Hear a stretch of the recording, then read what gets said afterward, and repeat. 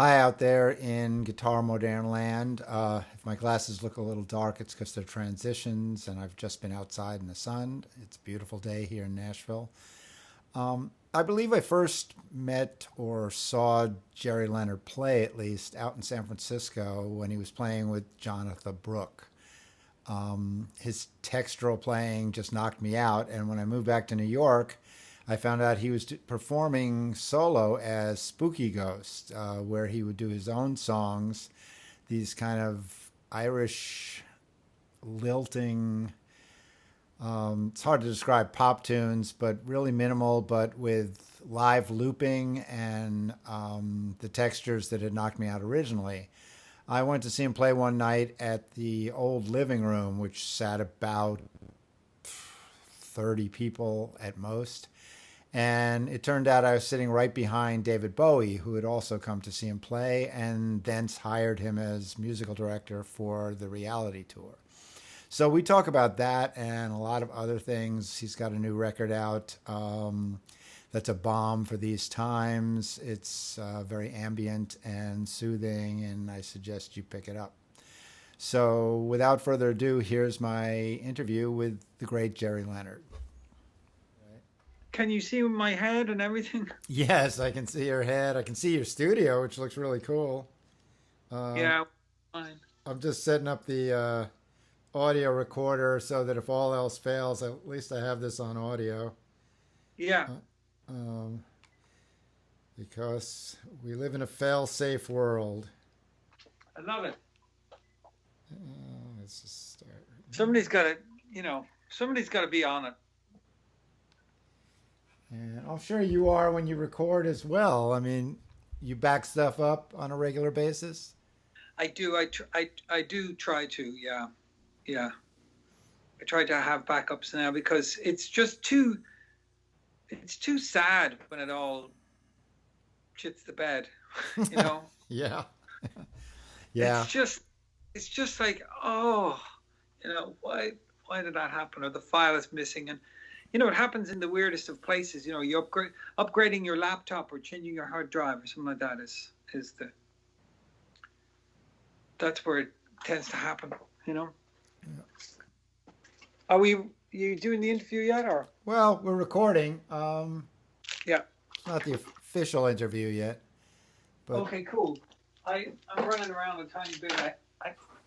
I grabbed a banana because I'm starving. we don't stand on ceremony here. Yeah. I The should last be eating. the last interview I did was great, but he was doing it on his phone and walking while he was doing it on the phone. So I'm going to be posting it, but I'm going to be recommending people if they have tend towards motion sickness that they just listen to the audio because Yeah.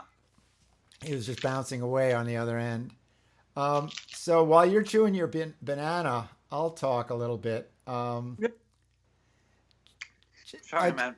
I just want to tell watchers and listeners and the audience that to get a really great overview of your career and where you started, I suggest they listen to the Everyone Loves Guitar interview because that was a great interview and he pretty well covered, I think, everything from how you came to America in your early days and all that kind of stuff. Yeah, it was a really nice chat, Michael. Yeah. Yeah. And it's a great podcast anyway. People should check it out. He interviews so many people I know, and I learn things about them that I never knew. But I Yeah. want to jump in, at least just as a starting point, because it's a fun story. I was at the living room. I think we may have discussed this the night that David Bowie came down to see you. Oh my God, yeah. And I was sitting right behind him. And, for people who don't know, the first living room in New York, it was literally the size of somebody's living room, and not all that big a one to boot. And I guess Mark Platty brought him down. But was that kind of officially an audition, or had you met before, or how did that work? Yeah, so that was around the time I had met him. Mark Platty was the man who introduced me to David. Mark was working with him on the Toy record, I guess, at the time, and had passed me off a track to work on, and that was another scary experience, getting a little CDR of a Bowie track and bringing it back to my flat in Greenpoint, and in the middle of the night, like trying to do overdub guitar to it. But so I'd played on a few things, and then the Heathen record had happened, and I guess he was looking to put together the band. And the way Mark Platty talks about it is, apparently David said to Mark, "Can Gerry rock?"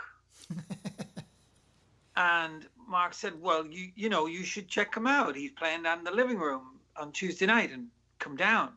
And so that's how he came down then. I guess he came down to see if I could rock, which was, you're laughing, I'm laughing. It was the living room, and it was like, they'd make the cappuccinos in between songs, and, you'd shuffle in there, 5 minutes before you were going to play, throw down your gear and play, and then haul it all out again, Well, yeah, that was the typical New York gig at that time. Yeah. I mean, with 4 or 5 different bands, and you had a fair amount of gear. But I mean, it's also interesting, the Spooky Ghost thing, as great as it is and was, I'm not sure it's the best example of you rocking. It was kind of ambient and songwritery and. Yeah, exactly. But I guess what I think what David is looking for, maybe, because I've thought about that many times, is he was looking maybe.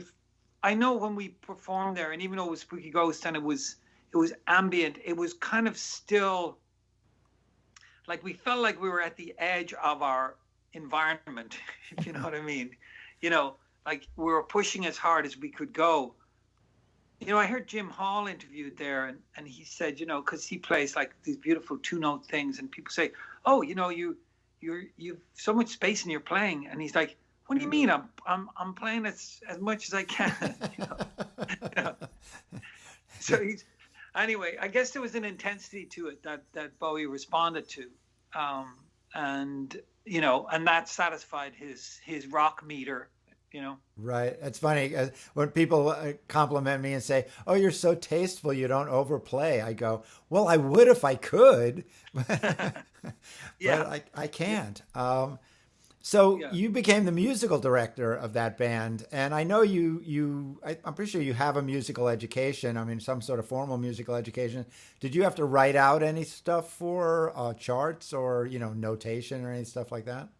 Well, I do have a basic training in. I studied classical guitar, and I did some theory and harmony with that, and I've continued to work on that as we've gone along.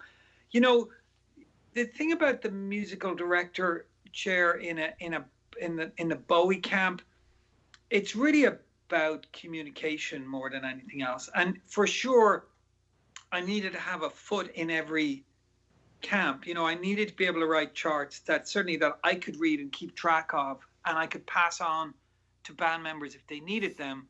But every band member had their own process, in that, like Sterling would just learn it. He would internalize it. He would know it. Slicky was really kind of, like he would take the paper and stare at me and throw it over his head, in that kind of like Staten Island touchdown kind of way. And so I figured out with Earl, I would get together with him the day before with 2 guitars, and we'd sit down and we'd do it old school. We'd be kind of like, "Here's the riff. Do you want to play the riff?" We both play the riff. Is there harmony? What is it? So we'd sit with the 2 guitars, like in the hotel room or wherever was going to be, and we kind of play it together and figure it out old school. Mike Garson could read flypaper, so you could send him, and he would improvise a lot as well. Kat made her own charts, Gail made her own charts, so it was more my job. I think it was more like if David had an idea, for instance, to do a song, then I had to make sure that everybody knew what it was, figure out, key tempos and all that kind of thing. And then do everybody's preparation and then get it going in the sound check. And then David would come and we'd be kind of ready to go. And, Sterling was a champion of this as well. We really tried to pair the stuff, get the stuff back to, the original records, which sounded so good, and felt so good. So we definitely wanted to reference all of those things with the songs, I think. in the reality tour, and then open it up and be able to play it as well. So not be slaves to the recordings and stuff. So my MD role was, it was partly that, but there was a lot of organizational stuff.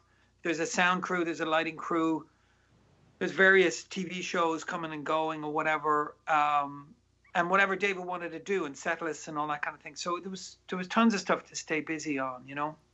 Right. And basically, everybody would talk to you. David would talk to you. Anybody else would talk to you, and you would relay all that stuff to the band. And that, Yeah. It's almost like being a producer in a sense, like producing a record. Like you got to figure out what the artist has and what they don't have, and what needs to be done. Some people are very complete, but they need a coach. Some people are scattered, so they need an organizer, and some people are super inspired. So that bit you can leave to them, but we all have to eat, and we all have to book a studio and stuff like that. So in the same regard with the bigger tours, it's really about the success is when it just happens, and it happens well. So that's what you do. You facilitate that happening. right. Well, I don't know if it's. I mean, videos come and go. I mean, there's probably a lot of stuff on YouTube, but I actually have the DVD of the reality tour, and that's just a great DVD, and it was a great band and a great show, and I thought it was a great compendium of overview of David Bowie's work to that date. Yeah. Well, thank you, Michael. I mean, we were very proud of it for sure. We felt like the band was firing on all four cylinders, and he was in great form, and he was prepared to play songs like All the Young Dudes, for instance, but he was also prepared to do a song like Battle of Britain, the Letter, or Motel, and stuff that was deeper in the catalog. Yeah, I have to say, I was playing with a friend of mine down in Mississippi a couple of years ago, and we were going to do Rebel Rebel, and that lick is hard. Yeah. I mean, I didn't David come up with that originally? I think so. Yeah, I think that because that's on Diamond Dogs, where he's supposed to have played all the guitar on it. And it is a very David riff, really. It's very direct, and it sits nicely on the guitar. It does, but it's not exactly something. Maybe it's just me. It's not something I would think of. So it was like, just, and there's a lot of open strings that you have to make sure don't ring or do ring, and yeah, that's the trick to it. It's all about that open E ringing, and it's a physical kind of thing. Yeah, and pulling the low note up. Which were you and Earl both playing it at the same time, or were you playing different stuff? Yeah, we would double up on stuff like that, and when to do that little push. There were certain things that I felt like were just such classic lines that instead of, sometimes two guitars playing different things, it's a different kind of a texture. Whereas the direct thing with two guitar players playing the same thing sometimes really punches it through. Plus, Earl plays in such a different way than I play. There's a very loose double track effect that happens, in a good way, in the best way. His sound is more wiry and punchy. Mine's more kind of like expansive or whatever. So the two together, it just adds up to a good thing. Yeah, that's a great way to describe the difference in your sounds. Well, I mean, since we discussed that he came down to see Spooky Ghost, I guess we should talk about Spooky Ghost. How did that start? And, where did you come up with the concept and the name and the whole thing? Yeah. Well, so I moved for people that don't know, I moved to New York around 94. I'd had a series of bands in Dublin where I grew up and kind of cut my teeth on everything. And then the band, we were signed to Ireland. It folded, everything folded, and I needed to come to New York, or I needed to do something different. And coming to New York was like the most harebrained idea, but it turned out to be the best idea. And I think when I got here, I started to work as the guitar player for hire, the sideman kind of thing, which was great for me. But I also didn't stop writing. I'd always been the primary writer in my bands, and so I needed a kind of creative outlet, I guess, for the way that I wanted to play. And also, like, it kind of became a calling card for me, I think, in a sense. I didn't intend it to be that, but I realized that it was a way for me to kind of to try out my ideas in front of people live. That really, that's the acid test, and it forces you to it's kind of like, I remember one point I was living in Copenhagen, and I started to play classical guitar on the walking street, like busking, I call it. And the first day I went down, I was so terrified, I just went home with my guitar. But I started to play on the street, and it really toughened me up, and it changed my playing in a way that I can't really put words on it, but it was a difference between practicing and performing, that for sure. And I think there, as I get older, there's definitely a difference between the two in the way you think and the way that you play. And when you're performing, that's when it's got to happen, So the Spooky Ghost thing was a way for me. I was starting to try and do like a lot of ambient stuff, but to do it live, not recorded and pre-recorded and triggered and stuff. It was kind of like the whole concept of live looping had just started, like with the Jam Man had come out, and I was fascinated with that, and it gave me a chance to kind of like play as a solo thing, but make it more layered and more expansive, and that's what was exciting to me. So that's kind of what the Spooky Ghost thing became. The name Spooky Ghost comes from my previous band. Donald Coughlin was my partner in that band, and that was his nickname for my guitar playing. He'd say, we'd be working on a song. He'd say, like, do that Spooky Ghost thing, And I was like, okay, yeah, you mean like the ambient thing? And so that's what became Spooky Ghost, Right. Well, I mean, I went to see it a couple of times down at the living room and other places, and it was a great show. Whether it was just you alone or you and was it Paul and Jay Belrose? I think. Yeah, Paul Bryan and Jay Belrose was the crack team, if I could get them. And sometimes it was Paul and I, and more these days it's just me. And then there was one. Yeah.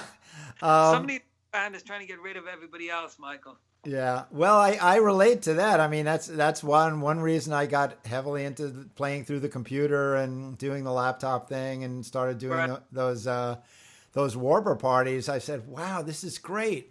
I can play whenever I want. I don't have to worry about other people's schedules. I don't have to worry about, them showing up for rehearsal. I mean, there's definitely an advantage to it.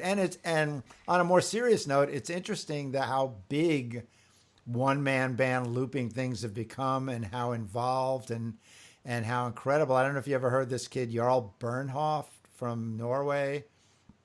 Right. No, I have not. But he's like Stevie Wonder all by himself.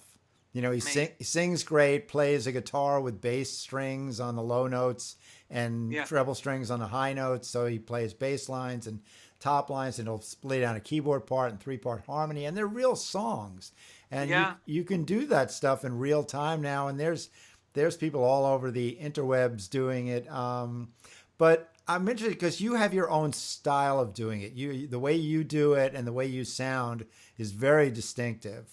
And one thing I'm always curious about, like, obviously people saw you do it, and so is that how, like, the Duncan Sheik and the Suzanne Vega gigs came about? Was it that they saw you doing this thing and liked it and wanted it as part of what they were doing? Yeah, I think so. I mean, Duncan Sheik was a big supporter. He would let me open. When I played with him, I would do a little opening set. We liked the same bands.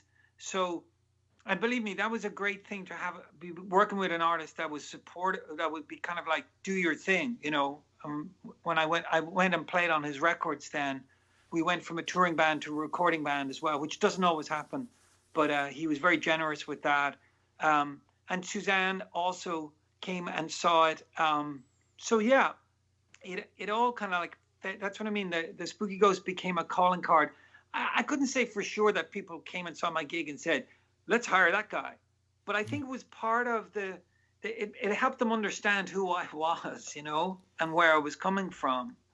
So there was an aspect, I can play, kind of straighter guitar rolls when I have to, and sometimes I enjoy that. But I am intrigued with trying to find my own path with it as well. And when the best situation for me is when I can work with an artist and they give me a little bit of, room to play the way I play. That's the happiest I am. Yeah, well, that makes the most sense. I mean, because I'm always curious about situations like that and people who have a distinctive voice, and if they occasionally, I mean, it would make, of course, the most sense for someone to hire someone who does something like that and say, yes, do what you do. This is because you're the only person who can do this. I mean, my friend Jeff Golub, may he rest in peace, was I don't know if you ever knew him when he was around New York, but he was a great guitar player, played with Rod Stewart, and carved out this kind of smooth jazz thing after that. And it did a lot of sessions, and he once did a session where they kept asking him to play like somebody else, and he finally said, "Listen, you could either hire that guy and get the best version of that, or you could make me do it and get a second-rate version of that. So maybe you should just hire that guy." Yeah, good for him. Good for him. I mean, look, I think it's another talent. I mean, there's so much talent out there, and some people are, somebody put it to me the other day about, the journeyman guitar guy, for instance, which I take to interpret like somebody who's super versatile, who can play a lot of different styles really well, and read and have a good ear, and it's kind of like knows all these songs and stuff. I mean, that's a great talent, and some people are like that, and some people are drawn to that, being that kind of musician, and I think that's fantastic. I'm like the worst guy you want at a party. Like, play a song. I'm like, I don't know songs. I know bits of songs, right, but it just doesn't really interest me. That's not where my passion lies. I'd rather kind of tinker with things and find this beautiful sound or texture. That's exciting to me than learning songs. I mean, I learn people's songs when I work with them, and I enjoy the I have a lot of respect for the songwriting process and stuff. But it's so even when you were saying like about the looping thing, like I've seen a lot of people do it, and it has become more popular. All the technology is much more available, and that's wonderful. And some people do it in a very literal way, and that's wonderful too. I don't think my thing is very literal. It sometimes I do structural things in order for me to have the freedom to play over it, but I often do it in the other way around, where I'll create the textures that go behind something that give it this more 3D effect. So it's not about like, and then the drums came in, and then the bass came in, and then the second voice came in, all that. It's much more kind of like, it's a little bit more obtuse, I think. Well, I mean, that's part of the nature of more ambient style looping, which is, kind of what I've been into as well. But also what you're saying is about, I mean, a great studio player, that's a craft, and that's a serious craft, and done the best of them, raise it to an art form. But being a chameleon is one thing, but from my point of view, having a voice on an instrument is an even higher form of art, but it doesn't necessarily make you the best person to do sessions for every person that comes down the pike. I mean, there's the rare people like you, I think you and Bill Frisell and Mark Ribot, who can somehow maintain a personality through working with different people. I mean, you do what you do with Suzanne Vega, whose music is very different than Duncan Sheik's, whose music is very different than David Bowie's. But somehow you manage to find a through line that lets you be you and still support what they do. Yeah. Well, it's also being able to channel that kind of, more longer tone stuff, but also to channel it into somebody's music and be able to take the twists and turns. That can be a challenge for sure. I like the challenge of it. I like the challenge of it to be able to fit into other people's, to resonate within other people's music, I think is what I'm looking to say. Yeah, it's one of the most fun things to do. I mean, if you like great songwriting and you like great singers, to be able to play along with that and find your place in it and find what, something to do to make it sound better, without Yeah. getting in the way. It's a great art. Speaking of Suzanne Vega, I watched the NPR Tiny Desk concert you guys did, and Oh there's yeah. a pedal near your right hand that it looks like an electroharmonics pedal with 2 foot switches and some sliders and an LED display, but I couldn't quite figure out what it might be. Do you remember Oh, what that was? with the sliders, it's probably the Pog. It's probably a Pog. Do you normally keep that at hand to Yeah, hand? um, not necessarily, but that particular guitar rig uh, was a distillation of a switching system that I was using with David, and but it was in bigger racks and stuff, and I wanted to make a smaller version of it, and I came up with this little rack, and it was basically 4 pedals on the top.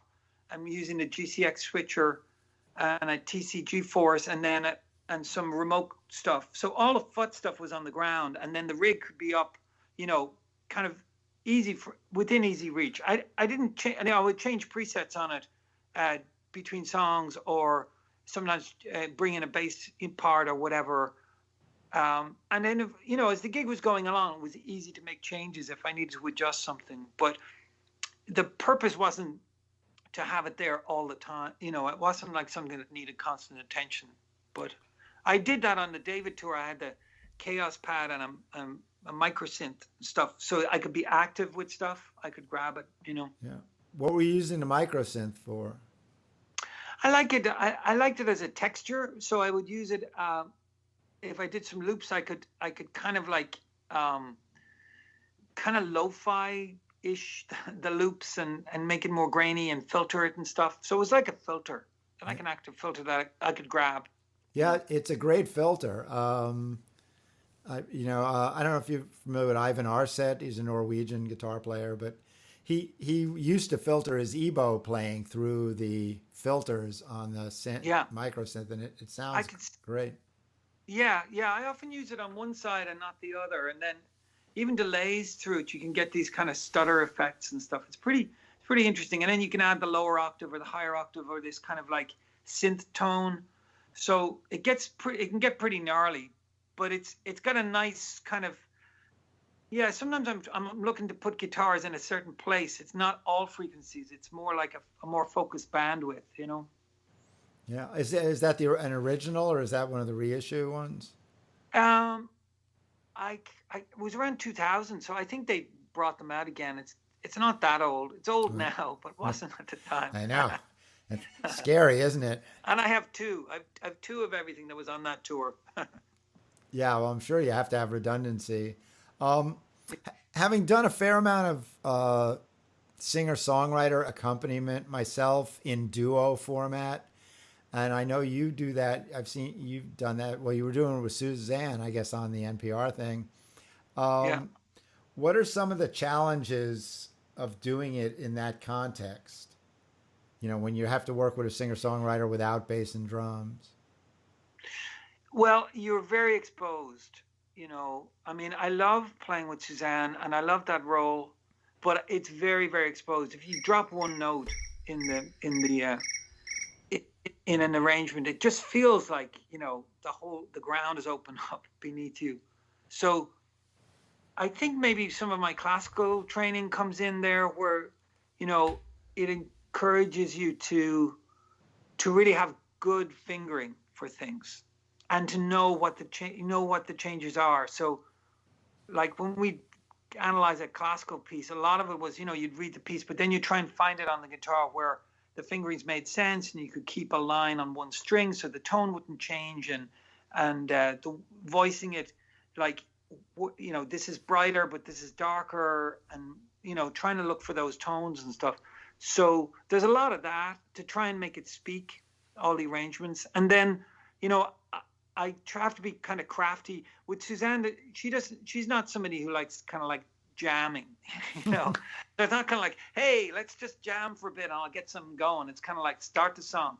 So anything that goes on, I have to kind of do it within while the song is going by, you know. For instance, if I was doing left to center with her, it's a very constant kind of arpeggiated thing. And then when I get to the verse after the first chorus, I start looping the verse. And then when it gets to the end of the verse, I hit it and I play a solo, and it's the same changes. So I have an accompaniment. And then she goes to the chorus and I drop the loop and then I erase it, because at the end, then I'll pick up another line that's repeating like a 4-bar thing. And then I'll loop on top of that. So this all has to happen as the song goes by and end. And then you erase everything again. And you do that every night. So most of the time, you know, you got to figure it out and know where you hit your marks with it. And occasionally it goes wrong, or you forget, you know, forget to do the loop, forget to start the loop. Oh my God. So I've had to do like, you know, two bars into the solo, and then I loop and then start playing the solo, you know, trying to save the day or whatever. Yeah. What are you using for looping for that? For that I use I just use a Boss RC20. I've used the TC Ditto as well, the one with the 2 buttons. That one works pretty well. And that's really when I'm using that PRS guitar, so I'm looping the acoustic side of things. Right. And then I have a DL4 on the electric that I can do loops with, you know. So that's a great go-to. I like the way that thing operates. It's very instantaneous. There's no futzing around. I mean, it's limited, but it's also, it does most things. So I've been using that. I'm curious, using all 3 of those, do the foot switches have different response times if you're trying to nail a rhythmic loop? I guess so. They're, but I use the Boss one really for most of the rhythmic stuff or any of the structural stuff. And I just stomp the hell out of that. I just press down on that thing. It's pretty bulletproof, thank God, you know. Yeah. So, you know, but I tend to just make it a forward motion as part of what I'm doing, you know. Yeah. And it works fine. The other thing is much more kind of like on the fly, the DL4, but sometimes that's good. You know, sometimes it's good that it's a bit more abstract, and it doesn't matter if it's not perfect. What's more important is that if it's something interesting than something perfect, you know. Yeah, well, with ambient stuff, that's not as important, but it's interesting. I found, like, I tried to do rhythmic loops with the DL4 for years and always found it very difficult because it seemed like there was a lag time or something, so that, you know, while I'm playing, not only do I have to remember to hit the switch, but I have to remember to hit the switch a little early on the beat. Oh, yeah. So that comes around. I guess so. And then, you know, I think the thing drops right into record. Sometimes, a lot of them you can program them to drop out of record when you hit it, so it doesn't start to loop on itself. And sometimes that's a good thing. If you're trying to keep something clean, you know, if you're going to something else, you just want it to stop recording, go into play. And the DL4 continues recording. So it's like you got to deal with that. Oh, right. You know? Yeah, it goes into overdub mode instead into overdub. Yeah, so all of a sudden you're finding you have extra parts. Michael, I'm a little distracted because I feel like my phone is going to die, but I have a cable and a charger thing. I'm just going to grab it. Is that okay? Yeah, go for it. I can edit. Yeah.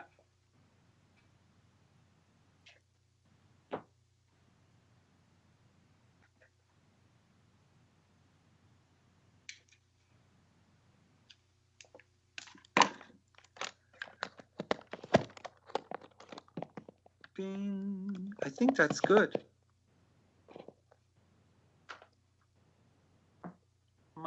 Is that okay for you? Yeah. Yeah. Great. And great. We're back. I just love saying that. The whole, you know, live looping is it's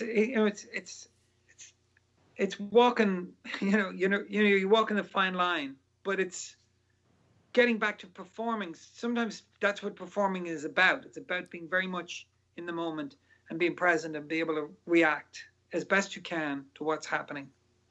Right. Yeah, yeah. I mean, it's it's that tension that what is it? One of the great Walenda said, the wire is life, everything else is waiting. It's Right. walking Right. the tightrope is life, everything else is waiting. It is So, waiting. Yeah. there's nothing like that kind of thing for presence. I mean, I know when I was doing, when on ambient laptop stuff solo, I mean, I would start, with no pre-plan and just the page is blank, make Yeah. something happen, and Yeah. it's like, but Yeah. Yeah. Well, good for you, man. yeah, it's and things would go wrong. I mean, things would always go wrong, but you Yeah. just have to think on your feet and make it work. Well, what prompted the Viral Times session other than the Viral Times? Yeah.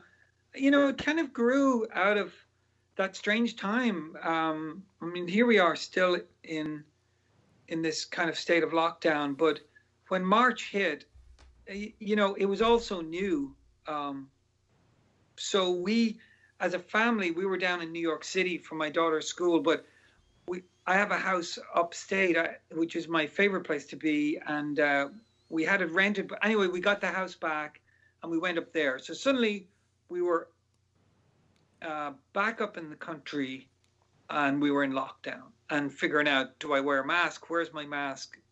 All of that.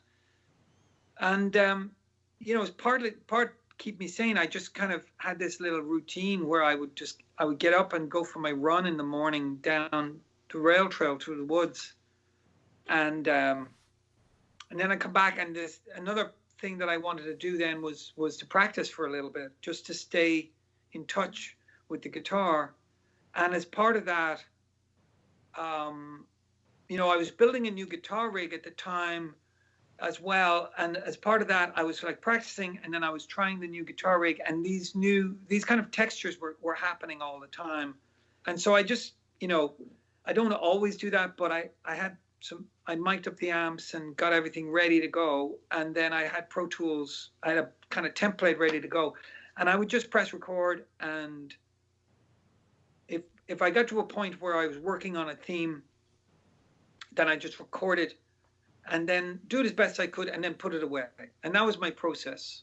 And it was kind of like those, that the book, The Artist's Way. I remember Yeah, years ago doing that. And there was a thing about doing your pages where yeah, you just write and then you put it away. You don't read it, but you write every day. You just write stream consciousness and you put it away. So it was going like that, really. I mean, the other thing that I was really trying to do with each time I sat down was I was trying to have something compositional, some kind of theme or something harmonic. I was looking to do something with that time and with the sonic loop and the texture that wasn't just kind of like, well, I'm just going to press go and see what happens. It was kind of like, I'm in D minor, but maybe it's more like I'm in this Phrygian mode, or I'm in a pentatonic here, and I'm interested in this relationship between this chord and this chord, and then it's like go, So the idea being that there would be something, there was a compositional element to these things. After I got up to about 30 or so, I started to listen back to them and sift through it, and certain ones were starting to come forward, and I was like, I need to work a bit more on these, and also the idea of like, well, this could be a record or an EP, which is what they ended up being, of some pieces that have a kind of meditational aspect to it, if that's a word. There's a kind of contemplative nature to it. Because I think when we were in that lockdown situation and we were kind of spending a lot of time at home with our own company and the company of our family, my wife and daughter, but there's a kind of reckoning that comes with that, with yourself. And I felt maybe we were having that as collectively. And so I wanted the pieces to kind of somehow be useful in that reckoning. And so if it was something that could aid you going on a walk or doing a little guided meditation or just chilling out or whatever, or doing the dishes or vacuuming, whatever, then the music could serve to kind of be part of the atmosphere of that. So that's what Viral Times became. Yeah, well, that's kind of like Setti's furniture music or Eno's ambient. I mean, those were the kind of the purposes and the purported purposes behind Yeah. that kind of music and behind ambient music in general. Yeah. Do the numbers refer to anything in particular? The numbers were the pieces. I would just number them every day when I was doing them, starting at 1. So if it's VT 17, it's like that was day 17 of that. Did you purposely not give them names so that people could find whatever they want in it without being led in a direction? Yeah, I think so. I think I wanted to keep it very, very minimal. It became a simple system for me, especially with um, instrumental music. Sometimes I like naming instrumental music uh, because it's kind of fun and it gives it some character. But in this case, it felt like that part should be neutral. You know, Later on, I started putting little things in parentheses. Yeah. And they tended to be like things that were happening around the time or whatever. But that's more that was more to help me orient myself a little bit in the growing list of things. But I like the more neutral nature of it. Yeah. The other thing I was trying to see if I could do something where, I could dream it up, play it, record it, work, do all the post production, mix it, master it, and put it out all from my own studio up there, which is what I did with those. So it was kind of like maybe taking it to an extreme, the desert island. Um, but I felt like, is this something I could do all by myself, for better or for worse? I'm sure it could be better. I'm sure the mixing could be better. I'm sure the mastering could be better. But I was also kind of like, well, this is all I've got right now. I don't have any resource to throw at this. Anything I have, I'm just going to try and pay my bills and feed my family. So I can't spend any money on this. And I didn't want it to be some kind of vanity thing either. I wanted it to be more kind of like functional and something that I could put out if, give back or whatever it was. So it all had that, the names fitted right into that kind of manifesto. Right. Is it all guitar? Because on the V6, it sounds like piano in spots. It's all guitar. I did use a baritone guitar, and I thought that was legal. And I got my friends to play a little percussion. There's Yuval Lyon plays on track 4 on the first one, and Doug Yole plays on track 4 on the second EP. And the rest are, yeah, it's all guitars. Wow. Yeah, you got some great textures. So what was the new rig you were putting together? What is your current rig that you used Yeah, to record it? well, that's the newest one. I mean, it's kind of, I have different rigs now for different things. I still have the rig that I use with Suzanne. It's very suited to that.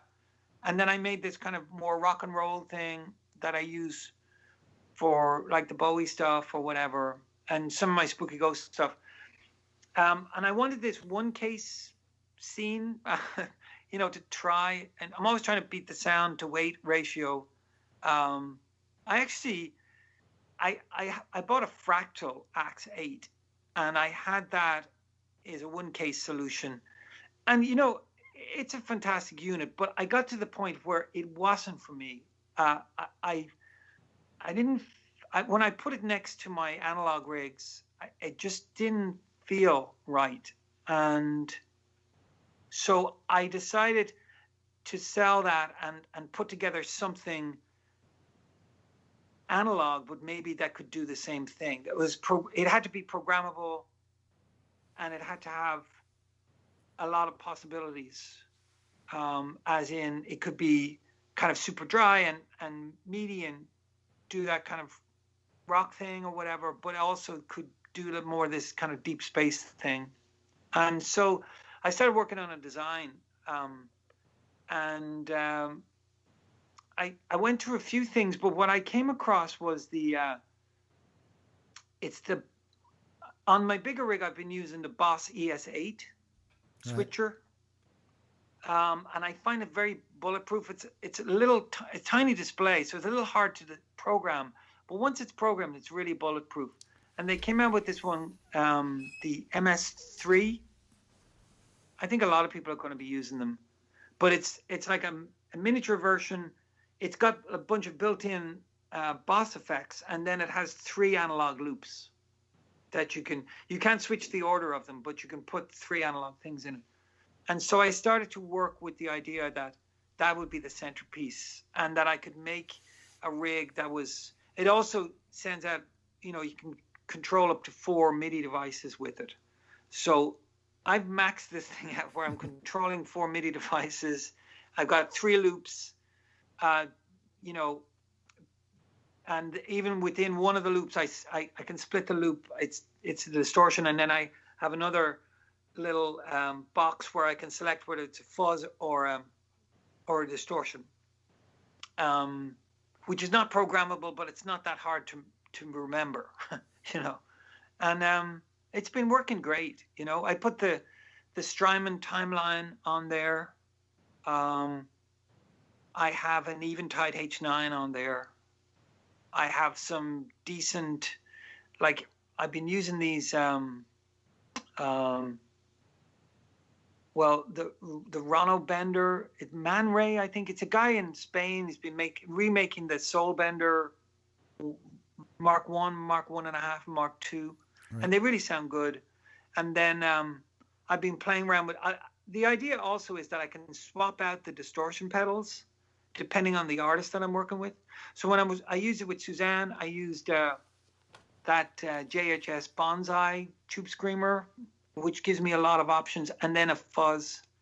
But if I use it for my own stuff, I'll use maybe a different distortion, maybe not the Tube Screamer. Maybe I'll go for something a little more like an amp tone.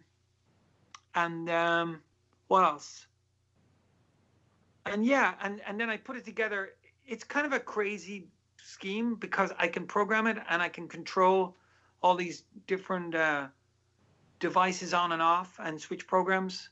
So yeah, it's got this nice thing about it. It's all the Viral Times was done with it.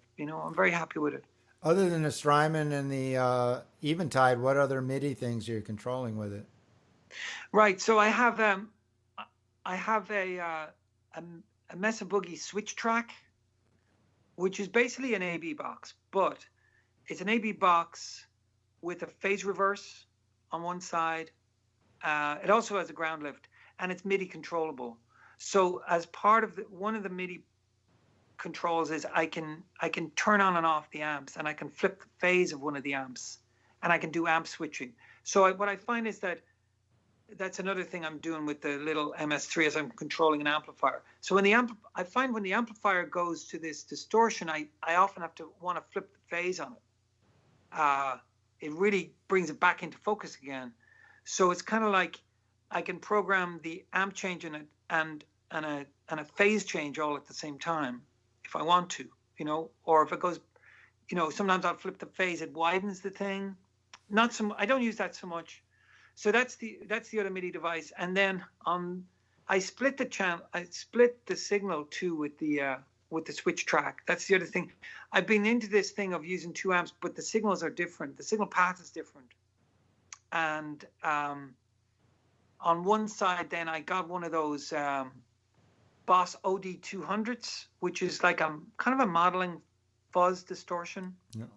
But it's also MIDI controllable. So I've got 4 memories on there, and I can turn it on and off or use 4 different tones from it as part of it.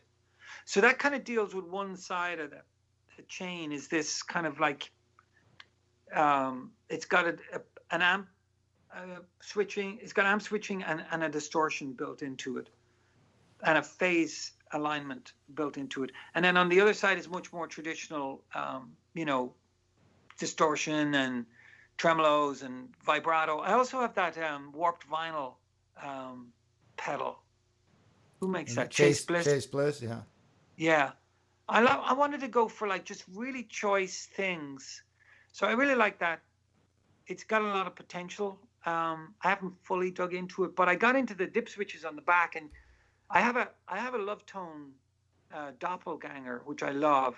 And one of the things I love about that is you can have it's got two oscillators, but you can have them going at different speeds, and it gives you this other thing when you have two LFOs almost. So the warped vinyl, you can get in there and you can actually start to have two oscillators. It's just more interesting to me, and that's so much more interesting than going to like a plug-in patch and going click, there's your vibrato. It's kind of like, well, it is, but it's not very interesting, Right. So I was really going for like things a small amount of things that really make a difference. Were you using any plugins in addition in Pro Tools? No, it's all guitar. It's all just 2 amps. Oh wow! So you're basically using Pro Tools like a tape recorder. Yeah, very much so. And of course, editing is amazing to be able to, just to be able to kind of sculpt a little bit with things. But I tend to play everything, and then I do a lot of muting in Pro Tools, and yeah. The other thing I use a little bit on the Viral Times, and I used to use it more back in the first Spooky Ghost records, was I had a sampler, and I used it a lot with Duncan. I had a sampler, and I'd make my own samples and then kind of mess with them in the sampler, either pitch-wise or sorry, my Pro Tools went off there. But so I did do a little bit of that as a plugin.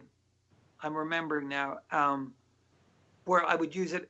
I would have a guitar loop that I really liked, and then I would sample it and further kind of like, time distort it or whatever I was going to do with it. I love the texture of that.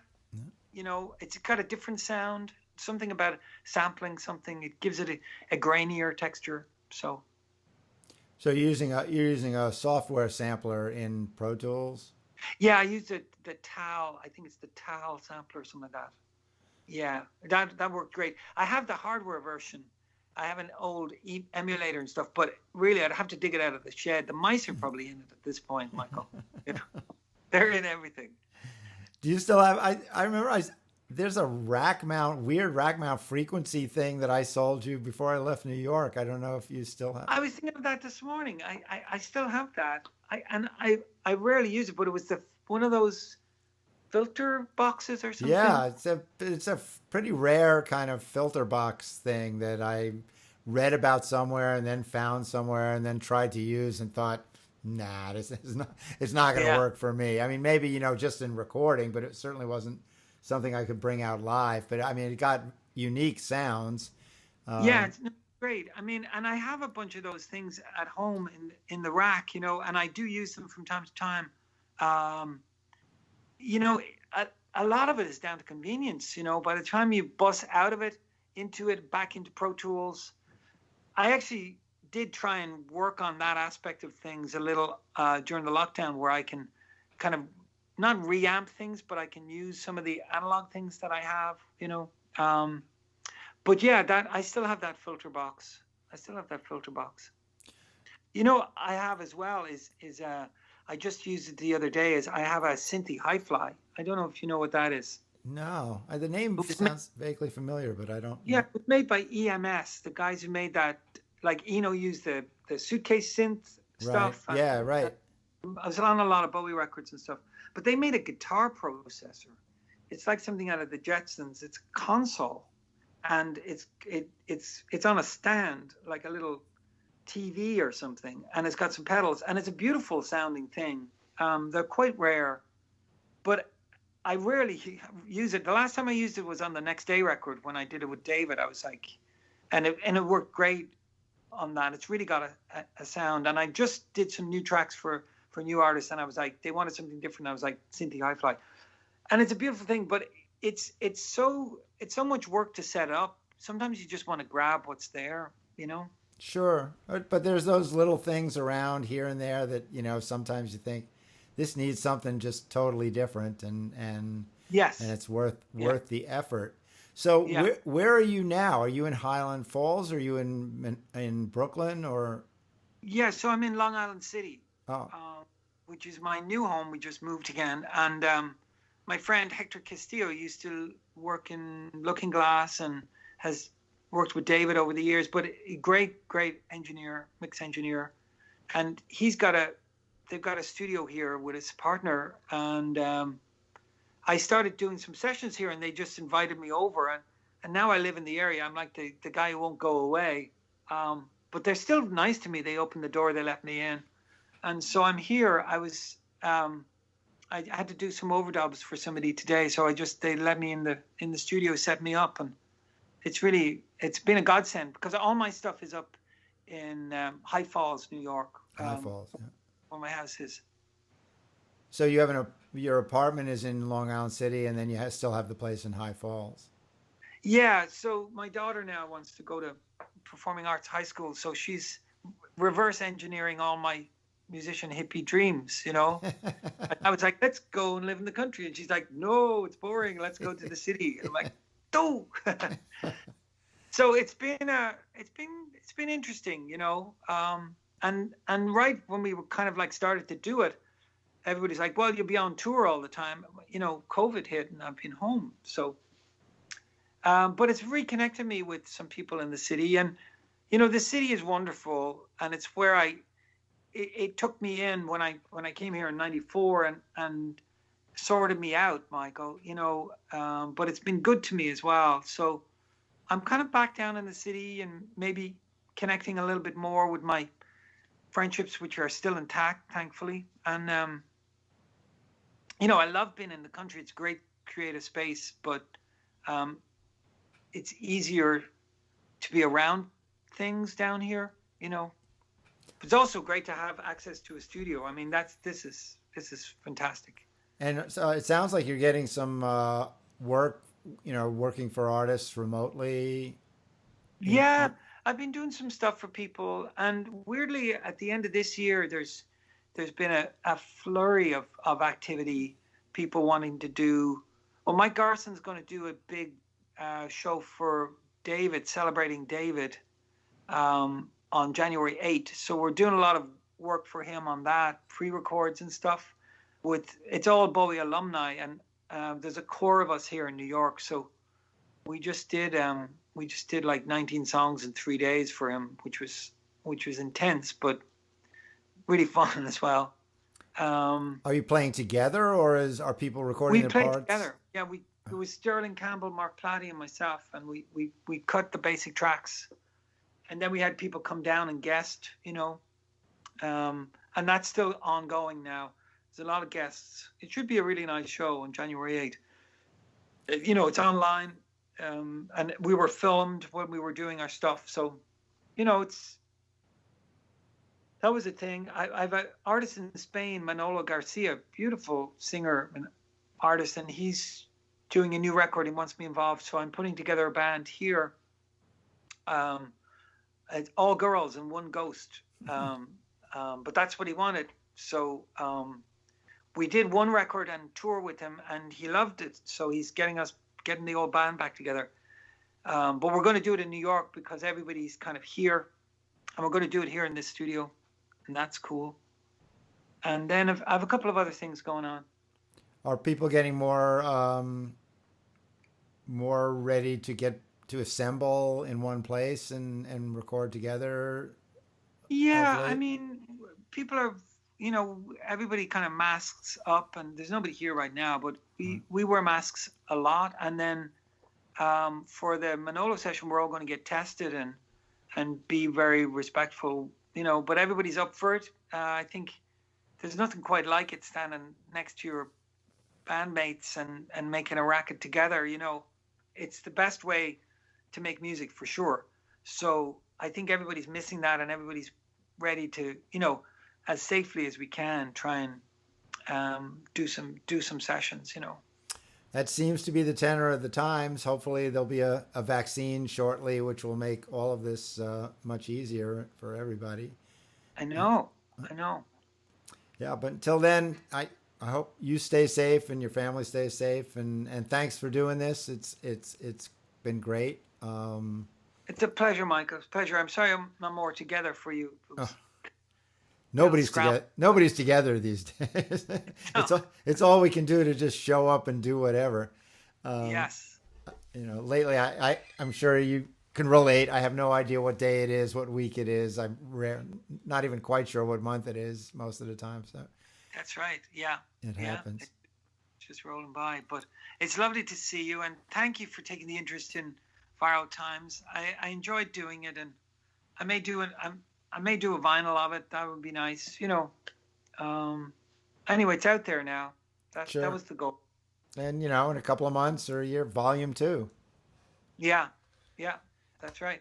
All right, Gerry. Take care. Great to see you. Take care, Michael. Bye-bye. Cheers. Bye.